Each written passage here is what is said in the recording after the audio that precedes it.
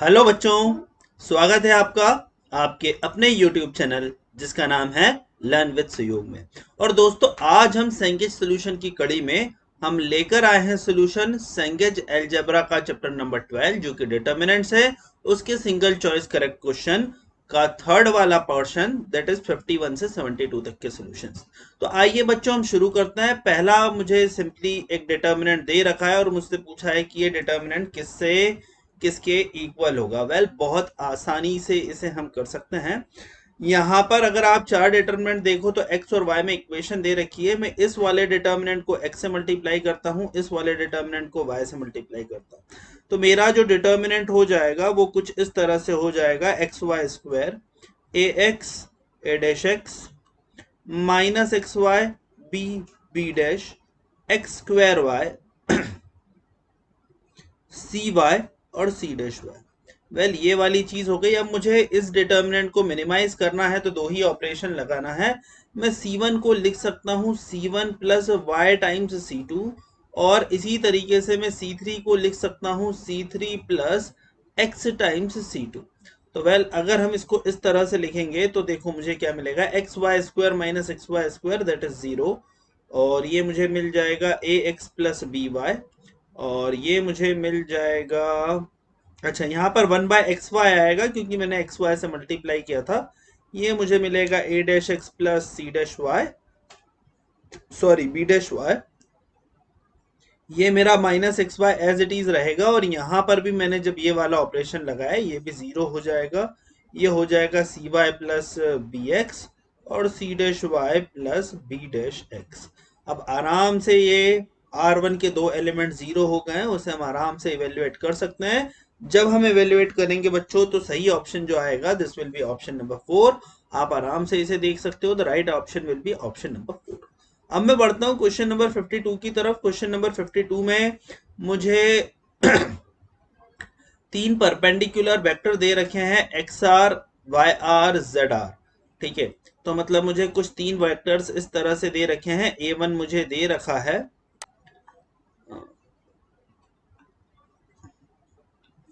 Yes, मुझे A1 बच्चों दे रखा है। यहाँ पर A1 will be equal to x1 i cap plus x2 j cap plus x3 k cap, sorry x1 i के प्लस y1 j के प्लस z1 k कैप, और इसी तरीके से A2 और A3 हमें दे रखा है। हमसे वैल्यू पूछी गई है किसकी, हमसे वैल्यू पूछी गई है x1 x2 x3 y1 y2 y3 और z1 z2 z3। ठीक है, Z1 Z2 Z3, तो ये तीन डिटर्मिनेंट्स हैं और इसकी हमें वैल्यू पूछी गई है। तो इसकी वैल्यू हम कैसे निकाल सकते हैं? इसकी वैल्यू निकालने के लिए सिंपल सी चीज है बच्चों। एक तो हम जब 3D ज्योमेट्री पढ़ेंगे तो हमें पता चलेगा कि ये एक्चुअली बॉक्स प्रोडक्ट होता है और बॉक्स प्रोडक्ट की वैल्यू 1 ही होती है। तो इसकी जो वैल्यू रहेगी it will B plus minus 1 only, है ना। सो इसकी वैल्यू हमें प्लस माइनस 1 मिलेगी। दूसरा, हम इसको इससे मल्टीप्लाई करके भी कर सकते हैं। अब भाई दो परपेंडिकुलर डिटर्मिनेंट्स है तो इस तरह से मैं लिख सकता हूं x1 x2 x3 y1 y2 y3 और z1 z2 z3। इसको जब मैं मल्टीप्लाई करूंगा तो ये मुझे मिल जाएगा x1 x2 x3 y1 y2 y3 और z1 z2 z3। बच्चों, जब हम इसे सॉल्व करेंगे तो बाकी सारे टर्म जीरो हो जाएंगे, सिर्फ डायगोनल वाला एलिमेंट हमारा 1 रहेगा क्योंकि वो x1 square plus y1 square plus x1 square plus y1 square plus z1 square के बराबर हो जाएगा। तो ये मेरा 1 1 1 होगा, बाकी सारी वैल्यू जीरो हो जाएगी और मेरी डिटर्मिनेंट की जो फाइनल वैल्यू आएगी it will be equal to 1। तो इस तरह से हम कर सकते हैं। तो इसका जो सही ऑप्शन होगा क्वेश्चन नंबर 52 का, that will be option number 2। अब हम बढ़ते हैं बच्चों क्वेश्चन नंबर 53 की तरफ। देखो 53 में अगर आप ध्यान से देखो डेल्टा 1 को और डेल्टा 2 हमें दे रखा है, तो डेल्टा 1 जो है ये इसके कोफैक्टर का ही डिटर्मिनेंट है। डेल्टा 2 के पहले एलिमेंट का जब आप कोफैक्टर निकालेंगे तो आपको यही मिलेगा। तो एक्चुअली में मेरा डेल्टा 1 मल्टीप्लाई बाय जो डेल्टा 2 होगा it will be equal to delta 2 की वैल्यू, तो डेल्टा 2 हो जाएगी, और डेल्टा 1 उसके कोफैक्टर से बना हुआ डिटर्मिनेंट है तो इसकी वैल्यू हो जाएगी डेल्टा 2 का स्क्वायर। तो सही आंसर मुझे मिलेगा डेल्टा 2 का whole cube, that is option number 3। अब बच्चों दे रखा है मुझे क्वेश्चन नंबर 54 कुछ इस तरह से, a1 square minus b1 square. जब भी इस तरह के डिटर्मिनेंट हो मेरे दिमाग में आना चाहिए मल्टीप्लीकेशन ऑफ डिटर्मिनेंट। और मैं आपको बच्चों बताता हूं, देखो मल्टीप्लीकेशन ऑफ डिटर्मिनेंट से हम इसको किस तरह से क्वेश्चन सॉल्व कर सकते हैं। ये दो डिटर्मिनेंट का मैं इसका मल्टीप्लीकेशन लिख सकता हूं। अगर मैं इसको दो डिटर्मिनेंट का मल्टीप्लीकेशन लिखूंगा तो पहले मुझे क्या दे रखा है, a1 माइनस b1 स्क्वायर, है ना। Yes, a1 minus b1 square. तो यहां पर मैं लिख सकता हूं a1 स्क्वायर, यहां मैं लिख सकता हूं माइनस 2a1, यहां पर मैं लिख सकता हूं 1 और यहां पर मैं लिख सकता हूं 0। ठीक है, और इसी के साथ साथ मैं यहां पर लिख सकता हूं 1, यहां पर लिख सकता हूं b1 और यहां पर लिख सकता हूं b1 स्क्वायर। ये 0, ये 0। उसके बाद मुझे दे रखा है a1 b2, तो ये मेरा हो जाएगा 1 b2 b2 square. a1 minus b3 है तो इधर मैं लिख सकता हूँ 1 b3 b3 स्क्वायर, और ये हो जाएगा 1 b4 b4 स्क्वायर। ये हो जाएगा मेरा 0। एंड आफ्टर दैट इसको जब मैं सॉल्व करूंगा तो ये मेरा हो जाएगा a2 स्क्वायर माइनस 2a2 1 और 0, और a3 square minus 2a3 1 and 0, and then a4 square minus 2a4 1 and 0। तो ये दो डिटर्मिनेंट का मल्टीप्लीकेशन 0 होगा, तो it will not depend on anything, the answer will be option number 4, that is 0। अब मैं बढ़ता हूं बच्चों क्वेश्चन नंबर 55 की तरफ। यहां पर मुझे डेल्टा एक्स ये दे रखा है और इसकी लिमिट पूछी है। वेल, हम लिमिट आने वाले चैप्टर्स में पढ़ेंगे, पर मैं आपको बता देता हूं इसमें कैसे करना है। यहां पर आपको लिखना है c2 changes to c2 minus c1 और c3 changes to c3 minus c2। c3 minus c1 भी लिखा जा सकता है, c2 भी लिखा जा सकता है। वेल, मैं लिख लेता हूं यहां पर c3 माइनस c1। ठीक है, अगर हम इस तरह से लिखेंगे तो देखो मेरा डेल्टा एक्स किसके बराबर हो जाएगा। डेल्टा एक्स मेरा सिंपली हो जाएगा that is tan of x। ये मेरा हो जाएगा tan of x plus H minus tan of x, और ये मेरा हो जाएगा tan of x plus 2h minus tan of x। और इसी तरह से यहां पर मुझे मिल जाएगा tan of x plus H और x प्लस 2h। तो वेल, यहां पर मुझे मिलेगा tan of x plus 2h, और ये हो जाएगा tan ऑफ x। यहां पर h टेंडिंग टू बच्चों दे रखा है 0, है ना। h टेंडिंग टू 0 है, h इक्वल टू 0 नहीं है। तो ये मुझे दे रखा है tan of x minus tan of x minus 2h। Well, इसको हम सॉल्व कर लेते हैं। It will B tan of x minus tan of x plus 2h, और इसके बाद जब हम इसे सॉल्व करेंगे तो ये हो जाएगा tan of x plus h minus tan of x minus 2h। तो ये हमारा हो जाएगा tan of x plus h minus tan of x plus 2h, और इसी तरह से ये मुझे क्या मिल जाएगा, tan ऑफ x अगर इधर दे रखा है तो ये tan of x plus 2h minus tan of x multiply by tan of x plus h minus tan of x। ठीक है, तो ये हमारा हो जाएगा। ठीक है, so this is what my answer is. यहां पर delta x by h square दे रखा है, तो मैं h को डिवाइड कर देता हूं यहां पर और यहां पर, तो ये मेरा एक्चुअली में डिफरेंशिएशन हो जाएगा। तो देखो बच्चों, ये मेरा क्या मिलेगा जब मैं इसको सॉल्व करूंगा, तो it will B tan of x into tan of x plus 2h into tan of x। Further हम इसको करेंगे tan of x plus h minus tan of x upon h। ये मेरे को मिल जाएगा sec स्क्वायर h, क्योंकि differentiation होता है। x plus 2h minus x करूंगा तो ये मुझे मिल जाएगा 2 sec स्क्वायर x।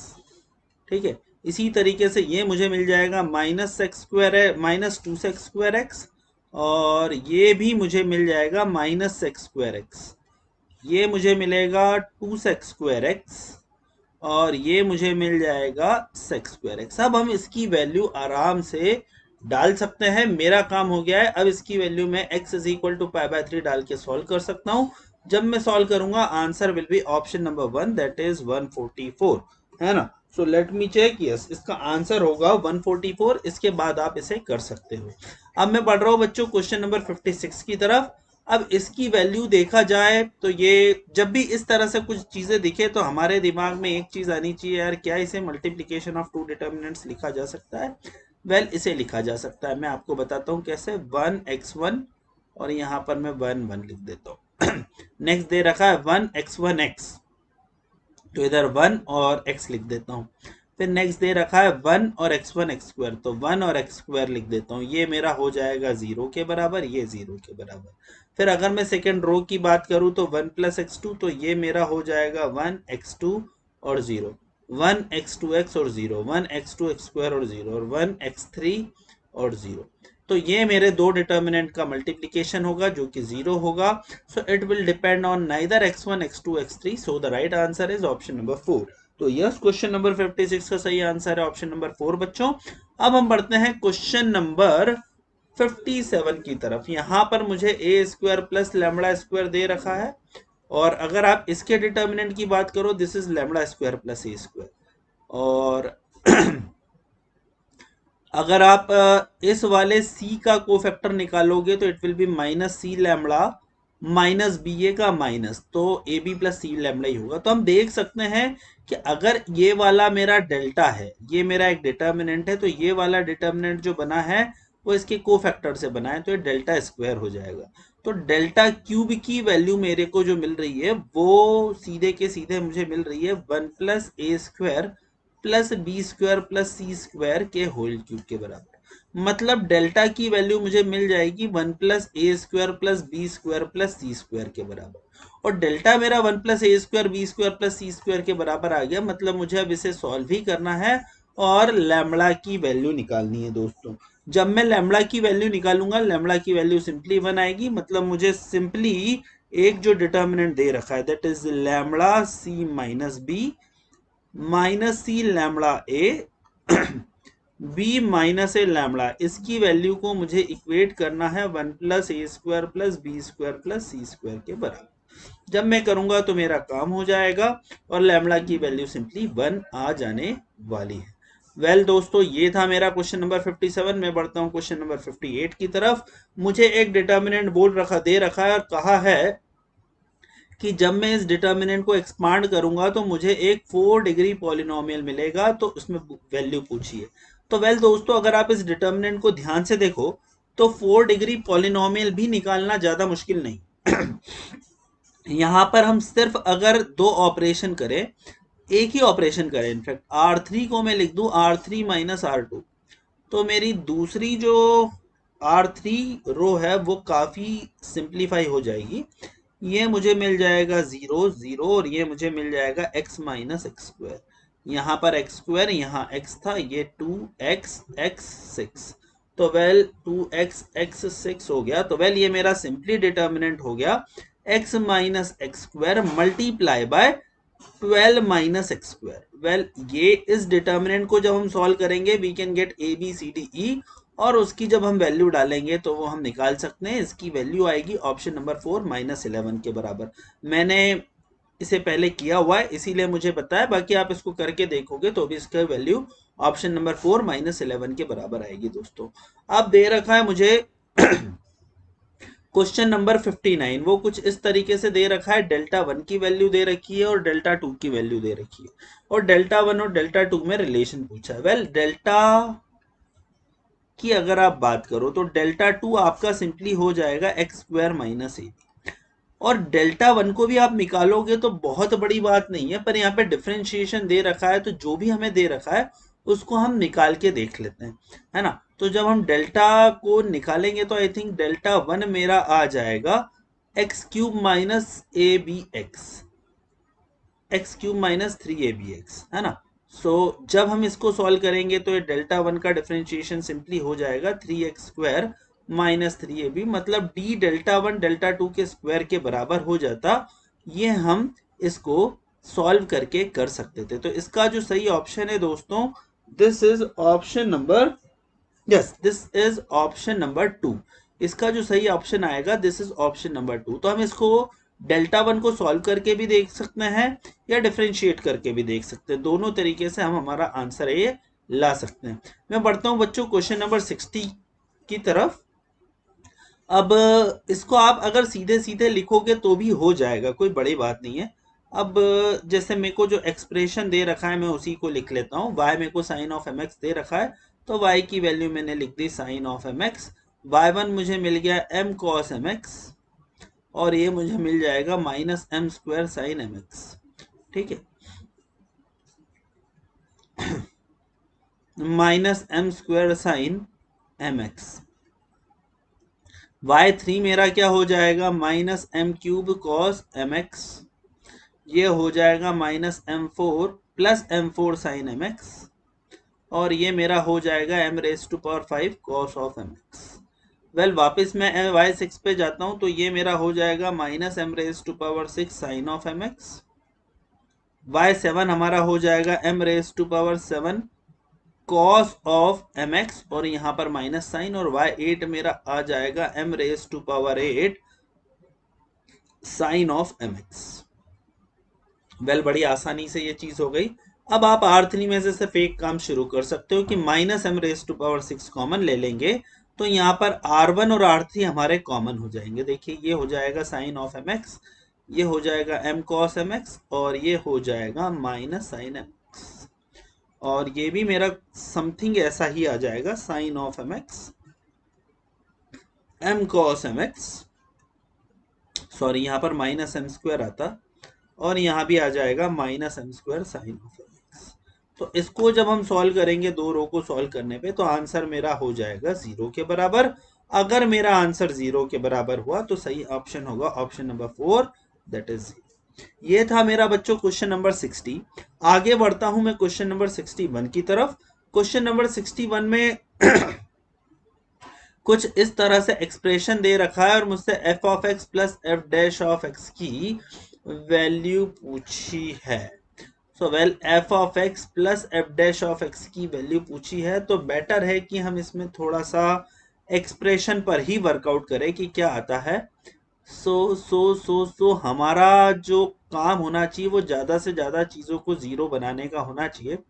तो मैं एक ऑपरेशन करता हूं, इनफैक्ट दो ऑपरेशन करूंगा। C1 को अगर मैं इस तरह से लिख लूं, C1 is equal to C1 minus 2 into sine x C3, और C2 को मैं कुछ इस तरह से लिख लूं, C2 minus C2 plus 2 cos x C3। तो देखो मेरा बच्चों डिटर्मिनेंट क्या हो जाएगा, मेरा डिटर्मिनेंट हो जाएगा 2 cos square x plus 2 sine square x, which is equal to 2 sine 2x minus 2 sine x cos x, sine 2x minus 2 sine x cos x, ये मेरा 0 हो जाएगा। ठीक है, और इधर मैं लगाऊंगा sine 2x minus 2 sine x cos x, ये 0 हो जाएगा।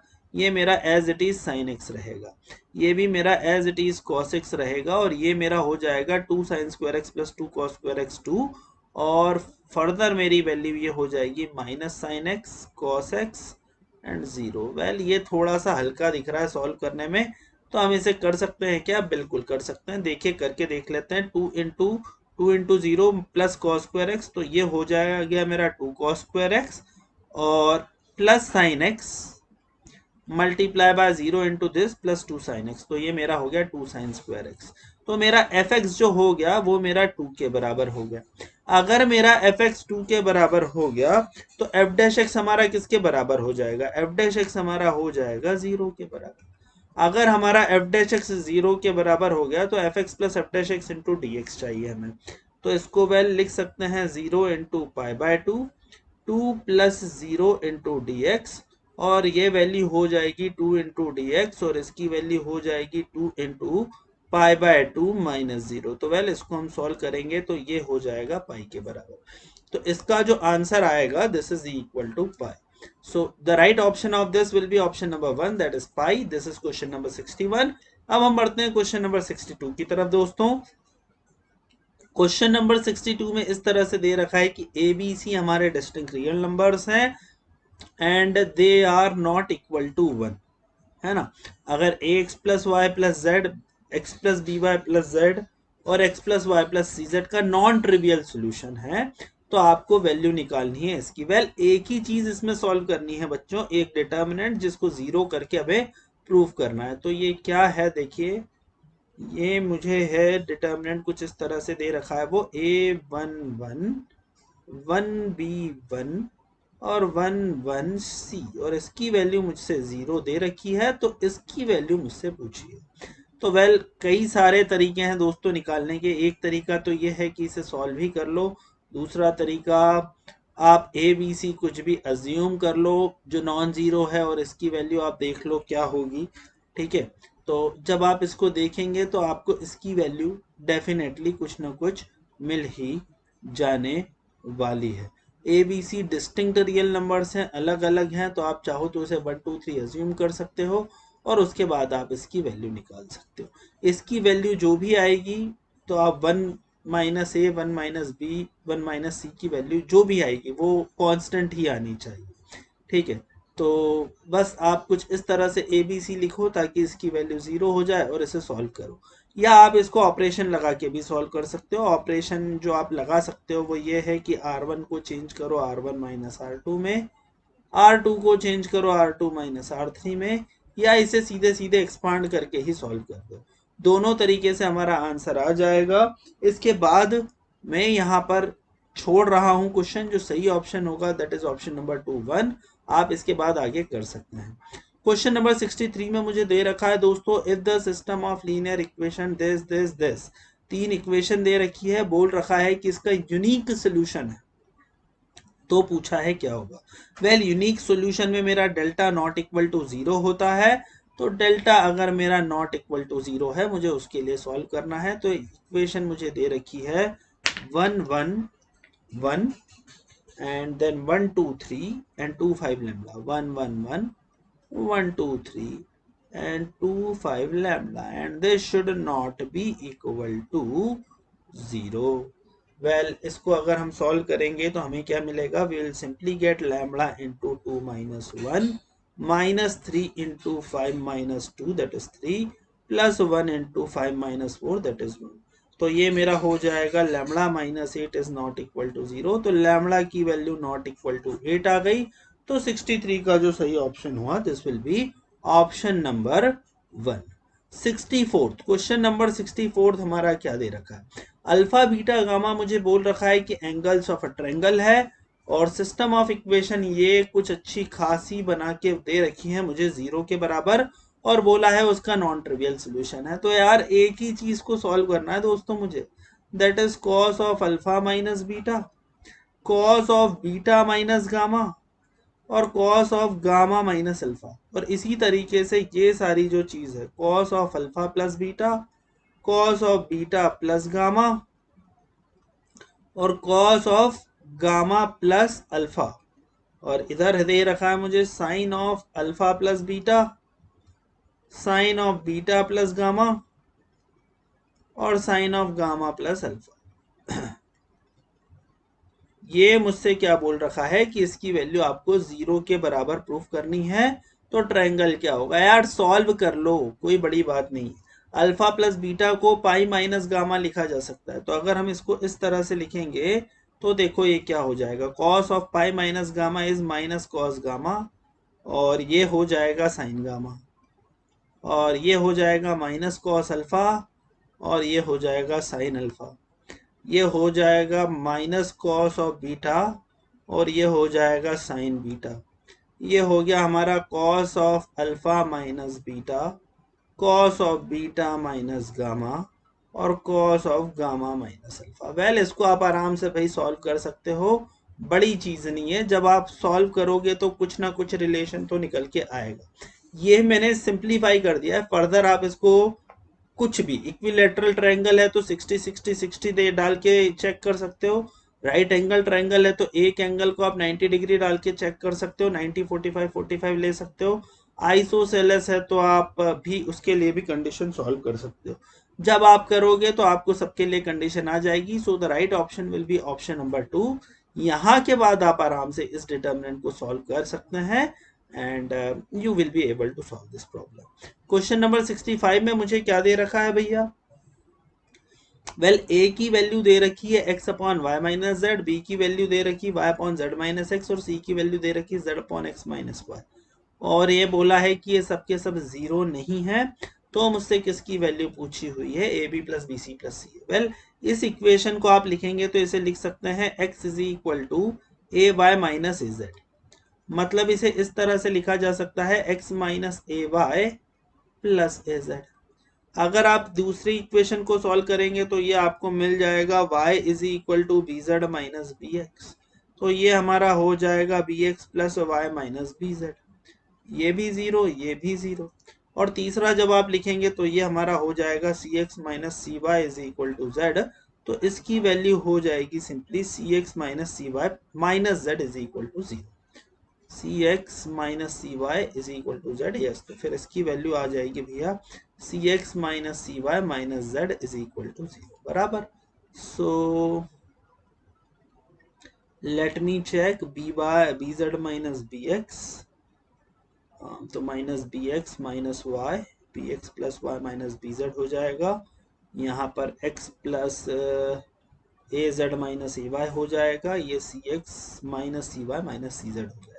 और ये वाले डिटर्मिनेंट की वैल्यू जीरो है तो हमसे a B plus B C plus C a पूछा हुआ। तो ये इसे जब हम सॉल्व करेंगे तो देखो हमें क्या मिल जाएगा, हमें मिल जाएगा 1 minus A, it will give me 1 minus a that is b 1 minus b that is c minus c minus 1। तो इसकी वैल्यू जो है ये जीरो है। अब मुझसे कंडीशन क्या पूछी हुई है भैया इन लोगों ने, इन्होंने कंडीशन पूछी हुई है A B plus B C plus C A की। वेल बड़ी बात नहीं है, आराम से इसको ओपन करके भी आप सॉल्व कर सकते हो तो आपको आंसर मिल जाएगा। सो ये हो जाएगा मेरा 1 इंटू 1 माइनस बी सी, मतलब minus 1 minus B C minus b into a plus a c and plus c into a b minus a. Well इसको भी चलो मैं सॉल्व कर ही देता हूं। तो it will give me minus 1 minus B C minus B A minus A B C plus A B C minus A C. ये हमारा कैंसिल हुआ। A B plus B C plus C A, इसकी value हो गई 1 के बराबर। सो जो सही ऑप्शन होगा दोस्तों, this will be option number 2 that is 1। And here we done the question number 65। अब बच्चों में बढ़ता हूं क्वेश्चन नंबर 66 की तरफ। क्वेश्चन नंबर 66 में भी मुझे कुछ इसी तरह से नॉन ट्रिवियल सोल्यूशन की कहानी दे रखी है और मुझसे a by p plus b by q plus c by r की वैल्यू पूछी हुई है। आप आराम से इस डिटर्मिनेंट को जीरो इक्वेट करके कर सकते हो। सो हमें जस्ट इसे जीरो करना है। p plus A B c a q plus B c a b r plus c. Well इसको और आपको छोटा करना है बच्चों डिटर्मिनेंट, तो आराम से सीधी सीधी मुझे एक चीज दिख रही है। R1 को हम लिखेंगे R1 माइनस R2, R2 को हम लिखेंगे R2 माइनस R3 और सॉल्व कर देंगे। और अगर हम सॉल्व करेंगे तो बड़ी आसानी से ये डिटर्मिनेंट सॉल्व हो जाएगा। ये हो जाएगा P, ये हो जाएगा माइनस Q, ये हो जाएगा 0, ये हो जाएगा 0, ये मेरा हो जाएगा Q और ये मेरा हो जाएगा minus R। This will B A, B and R plus C। Well बहुत अच्छी बात है। फर्दर आप इसको सॉल्व करोगे तो आपको ये वाला रिलेशन मिल जाने वाला है। इसकी वैल्यू नो डाउट 0 के बराबर होगी क्योंकि हमें चाहिए नॉन ट्रिवियल सोल्यूशन। तो जब आप इसको सॉल्व करेंगे दोस्तों तो यहाँ पर आपको a by p plus b by q plus c by r की वैल्यू आराम से मिल जाएगी, दैट इज -1। फर्दर आप इसे सॉल्व कर सकते हैं। क्वेश्चन नंबर में जाता हूं क्वेश्चन नंबर 67 की तरफ। क्वेश्चन नंबर 67 में मुझे इसी तरह से दे रखा है the system of equation has no solution. अब इस इक्वेशन का कोई भी सोल्यूशन नहीं है ये बोल रखा है। वेल अगर ये 3 डिग्री इक्वेशन है, इसका कोई सोल्यूशन नहीं है तो सिंपली जो डेल्टा होना चाहिए भैया वो 0 होना चाहिए। मतलब alpha minus 1 minus 1, 1 minus alpha minus 1, 1 minus 1 alpha, it should be equal to -0। तो अल्फा की वैल्यू पूछी हुई है तो निकाल ही लेता हूं यार। Alpha into minus alpha square minus 1 minus 1 into minus alpha minus 1 plus 1 into 1 minus alpha, तो +1 इंटू 1 माइनस अल्फा। तो इसको हम क्या कर सकते हैं, इसे लिखा जा सकता है minus alpha cube minus alpha plus alpha +1 minus alpha is equal to 0। तो ये 2 मिनट, यहां पर मैंने कुछ गड़बड़ की क्या, -1 into minus alpha, yes, -1 into -1 into, यहाँ पर भी माइनस अल्फा है, तो -1 इंटू अल्फा -1 हो जाएगा। तो ये दोस्तों ये मेरा मिल जाएगा कुछ इस तरह से, alpha cube -3 alpha +2 is equal to 0। इस तरह से मुझे ये इक्वेशन मिल जाएगी। इसे मैं फर्दर सॉल्व करूंगा तो मेरा आंसर जो है वो आ जाएगा, मेरा जो सोल्यूशन है वो आ जाएगा। अल्फा की वैल्यू 1 हो नहीं सकती, क्योंकि 1 होगी तो वही होमोजीनियस सोल्यूशन हो जाएगा। तो अल्फा की वैल्यू होगी -2। तो इसका जो सही ऑप्शन होगा बच्चों, that will be option number 2 -2। बढ़ता हूं आगे क्वेश्चन नंबर 68 की तरफ। 68 में भी सिमिलर क्वेश्चन है दोस्तों, सिमिलर सेट ऑफ क्वेश्चन है सारे के सारे। यहाँ पर सेट ऑफ इक्वेशन कुछ इस तरह से दे रखी है, λx - y + z, और ये z, और इसकी वैल्यू मुझसे पूछिए कि इसके नॉन ट्रिवियल सोल्यूशन होंगे तो cos थीटा की क्या वैल्यू होगी। वेल तो सॉल्व कर लो यार। ये मेरा हो गया λ-1 cos theta, this will B 312, this will B cos theta 1 और 2।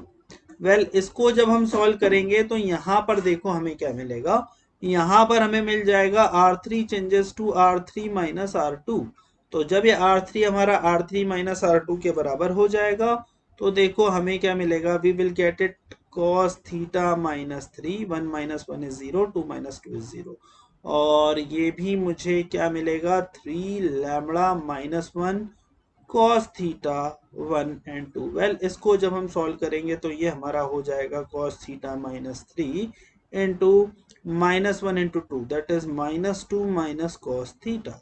सो इसको जब हम सॉल्व करेंगे तो ये माइनस हम कॉमन ले लेते हैं और ये हमें मिल जाएगा cos theta +2 multiply by cos theta -3 is equal to 0। ये भी 0 नहीं हो सकता, ये भी 0 नहीं हो सकता, मतलब इसका डेल्टा 0 नहीं हो सकता, और डेल्टा 0 नहीं हो सकता तो इसका नॉन ट्राइबल सोल्यूशन हो नहीं सकते, मतलब it will not have non tribal solution for any values of lambda and theta. So option number 1 will be the right answer for this. बच्चों बढ़ते हैं आगे क्वेश्चन नंबर 69 की तरफ। 69 में मुझे दे रखा है, if c is less than 1 and the system of equation this is consistent then find the possible value of c। well इसमें दोस्तों देखो किस तरह से हमें करना है। ये वाला जो डिटर्मिनेंट है अगर कंसिस्टेंट है तो वैल्यू 0 होनी चाहिए, 1 1 -1 2 -1 -c, और ये क्या हो गया मेरा -bx +3by -c, तो -b 3b और -c, इसकी वैल्यू जो रहेगी ये 0 के बराबर हो जाएगी। और बस अब हमें इसको सॉल्व करना है। जब हम इसे सॉल्व करेंगे तो हमें एक इक्वेशन मिल जाएगी दोस्तों, और उसके बाद फिर हम इसे सॉल्व कर सकते हैं। तो ये मेरा हो जाएगा 1 multiply by c plus 3bc -2 multiply by -c plus 3b -b multiply by -c -1 and it is equal to 0। तो ये मेरा क्या हो जाएगा, c plus 3bc plus 2c minus 6b plus bc minus b is equal to 0। तो well यहाँ पर b और c के बीच में रिलेशन हमें मिल जाएगा, और b और c के बीच का जो रिलेशन है उसको हम यूज करके we can find the range of b। तो जब हम इसको सॉल्व करेंगे दोस्तों, मेरा जो आंसर आएगा वो मेरा -3/4 to 3 आएगा शायद। सो इसके बाद यस हमें सॉल्व करना है, और -3/4 से 3 तक हमारा सोल्यूशन आ जाएगा और ये मेरा आंसर हो जाएगा। क्वेश्चन नंबर 69 की मैं इक्वेशन ही बना के दे देता हूँ। इसकी वैल्यू दोस्तों देखो 0 के बराबर है। सो ये मेरा क्या हो जाएगा, 3bc plus bc that is 4bc, और c plus 2c that is 3c। तो ये मेरा कुछ इस तरह से हो जाएगा 3c प्लस 4bc, और ये मेरा हो जाएगा -7b इज इक्वल टू 0। तो वेल सी को मैं इस तरह से लिख सकता हूँ 3 plus 4b is equal to 7b, और c की वैल्यू हो जाएगी 7b अपॉन 3 प्लस 4b, और इसकी वैल्यू लेस देन 1 है। हम इसको सॉल्व करते हैं तो हमारा आंसर आ जाएगा। क्वेश्चन नंबर 70 में दोस्तों इसी तरह से मुझे कुछ दे रखा है। If ABC are in GP with common ratio r1 and alpha beta gamma are in gp with common ratio r2, then the equation a alpha ax plus alpha x plus z, bx plus beta y plus z और cx plus gamma y plus z have only zero solution, then which of the following is not true? well इसको हम solve कर लेते हैं भाई। अगर इसके zero solution है तो मैं एक का रेशियो r1 दे रखा है, तो well alpha a B c, तो इसको मैं लिख सकता हूँ a alpha 1 AR1 alpha R2 और then again 1 A alpha R3, और यहाँ पर ये वाली वैल्यू भी 1 हो जाएगी। तो इसकी वैल्यू 0 होगी और इसका सिर्फ जीरो सोल्यूशन है, ये हमें बोल रखा है it have only zero solution. तो a और अल्फा को हम कॉमन ले लेंगे दोस्तों, तो ये मुझे मिलेगा 1r1, सॉरी ये r1 स्क्वायर हो जाएगा and it will B r2 square, 1r1 r1 square, this will B 1r2 r2 square and this 1 1 1। तो अब यहाँ पर बोला है क्या चीज हमारी नहीं सही होगी, r1 should not be equal to r2, well which of the following is not true? r2 is not equal to 1, r2 को अगर आप 1 लोगे तो भी ये वैल्यू 0 हो जाएगी, r1 को 1 लोगे तो भी वैल्यू 0 हो जाएगी। वेल तीनों के तीनों केस में हमारी वैल्यू 0 हो जाएगी, सो इट विल हैव 0। तो आंसर जो सही आएगा this will be option number D, that is none of these. ठीक है, अब मैं बढ़ता हूँ बच्चों क्वेश्चन नंबर 71 की तरफ। 71 में भी मुझे कुछ इस तरह से सिस्टम ऑफ इक्वेशन दे रखी है और बोला है इसका नॉन ट्रिवियल सोल्यूशन होगा, और साथ ही फिर मुझसे क्या पूछा हुआ है, then the product of all possible values of t is well. तो दोस्तों ये मुझे कुछ इस तरह से दे रखा है a minus t b and c, b C minus t and a, c a and b minus t, और इसकी वैल्यू 0 के बराबर दे रखी है। वेल बच्चों जब हम इसे सॉल्व करेंगे तो हो सकता है हमें क्यूबिक इक्वेशन मिले। एक तो हमें इससे आसानी से मिल जाएगा अगर मैं यहाँ पर लिखूं C1 को C1 plus C2 plus C3, तो अगर मैं करूंगा तो a plus b plus c minus t मुझे मिल जाएगा। तो बाहर तो मुझे मिल जाएगा a plus b plus c minus t, और अंदर देखो मुझे क्या मिलेगा, अंदर मुझे मिलेगा 1 1 1, this is b, this is c, this is c minus T, this is a, this is a and this is b minus t, और इसकी वैल्यू हमें मिल जाएगी 0। हम जब इसे सॉल्व करेंगे तो हमें बस एक क्यूबिक इक्वेशन सॉल्व करनी है, और क्यूबिक इक्वेशन का प्रोडक्ट ऑफ रूट्स होता है जनरली c बाय a, उसे निकालना है।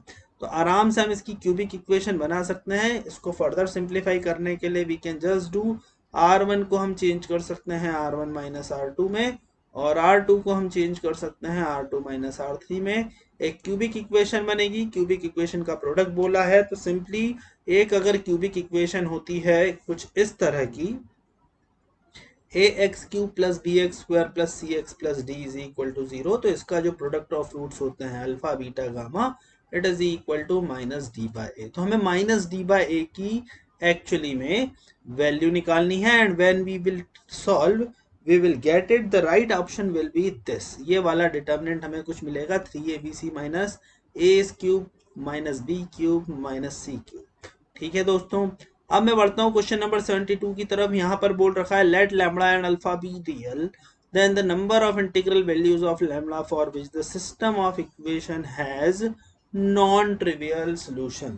जहां भी नॉन ट्रिवियल सोल्यूशन आया आंख बंद करके डेल्टा 0 करना है, मतलब lambda sine alpha cos alpha, 1 cos alpha sine alpha, -1 sine alpha minus cos alpha.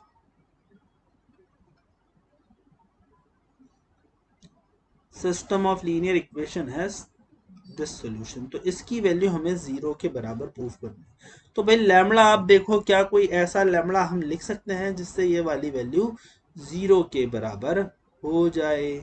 तो वेल हम आराम से इसको सॉल्व कर सकते हैं, not a big deal. So this will be equal to lambda into minus cos square alpha minus sine square alpha, that is -1, -1 into sin alpha minus cos alpha minus sin alpha minus cos alpha, so it will be equal to -2 sin alpha cos alpha -1 into sin square alpha minus cos square alpha, so ये हो जाएगा मेरा minus of cos 2 alpha is equal to 0। तो इसको हमने solve किया तो minus lambda plus sine 2 alpha plus cos 2 अल्फा इज इक्वल टू 0। तो ये मेरा कुछ इस तरह से आ जाएगा, lambda is equal to sine 2 alpha plus cos 2 alpha. अब मुझसे पूछा है कि लैम्बडा की कौन कौन सी वैल्यूज जो रहेगी, the number of integral values of lambda which will satisfy this. तो अगर मैं sine 2 alpha plus cos 2 alpha की बात करूं दोस्तों, तो इसकी रेंज होगी √2 से लेके -√2 तक। तो लैम्बडा की वैल्यू भी मैं वही की वही ले सकता हूँ। ये मेरा होगा 1.414, ये मेरा हो जाएगा -1.414। तो तीन इंटीग्रल वैल्यूज आ सकती है, -1 और 1, -1 0 और 1, -1 0 और 1 ये वो वाली वैल्यूज है जिसे डालने पर हमें नॉन ट्रिवियल सोल्यूशन मिल सकते हैं for any values of alpha. So इसका सही ऑप्शन होगा दोस्तों option number 4, that is 3, and yes option number 4 is the right answer. तो दोस्तों ये थे मेरे डिटर्मिनेंट्स के सिंगल चॉइस करेक्ट के solutions. So please like this video, please share this channel, और अभी तक आपने ये वाली चैनल सब्सक्राइब नहीं की है तो प्लीज सब्सक्राइब, सो दैट मैं आपके लिए ऐसे ही सैंगेज सॉल्यूशन के वीडियो बनाता रहूं। थैंक यू दोस्तों, हम मिलेंगे नेक्स्ट वीडियो में।